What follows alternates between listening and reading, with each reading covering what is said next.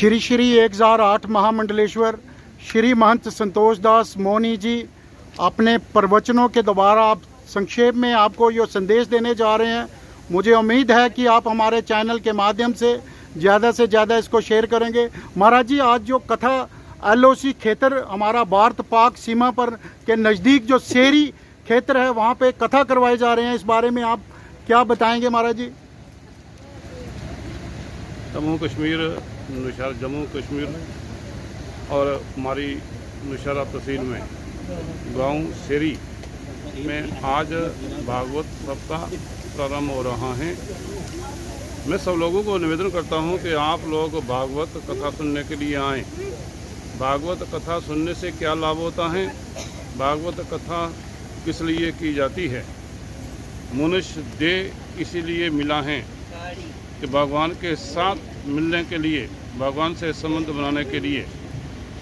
आज इस गांव सेरी में धर्म नगरी है, जहाँ धर्म होता है वहीं धर्म कार्य होता है।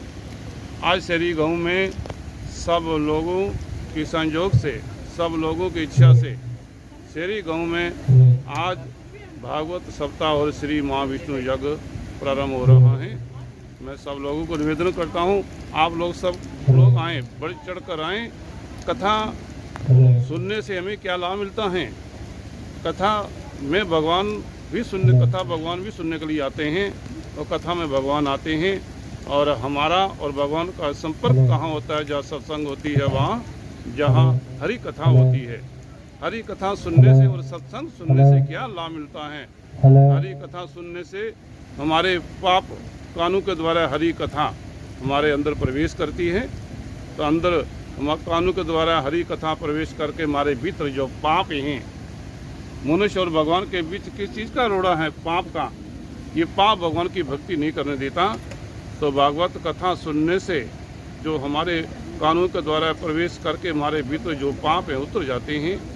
पाप उतर जाएं तो पाप समाप्त हो जाएं, तो पाप समाप्त हो जाएं तो जीव मनुष्य को दानु सुख भी मिलता है और दुख भी दूर हो जाता है। और भागवत कथा सुनने से अपवित्र होते हैं। भागवत कथा हमारी आत्मा को पवित्र कर देती है। ये युग पाप रूपी खान है। इस पाप रूपी युग से अगर छुटकारा पाना है तो हरि कथा सुनने। इसलिए मनुष्य देह मिला है। मनुष्य देह इसलिए मिला है भगवान से संबंध बनाने के लिए। तो हरि कथा, भागवत कथा सुनने से ही भगवान से संबंध बन जाता है। हरि कथा ही भगवान से संबंध बनाती है। हरि कथा ही भगवान से रिश्ता जोड़ देती है। सब रिश्ते बनाओ और भगवान के साथ रिश्ता बनाओ। तो भगवान से रिश्ता बनाने के लिए मनुष्य शरीर धारण करके आए हैं। तो हरि कथा सुनने से ही मनुष्य का भगवान से संबंध बनता है। बस भगवान से संबंध बन जाए, भगवान से प्रीति जुड़ जाए, भगवान का नाम सिमरन करने में मन कर जाए, तो बस इसीलिए। सर, आज जो राम कथा जो भागवत महापुराण सेरी में चल रहा है, उस बारे में आप क्या बताएंगे?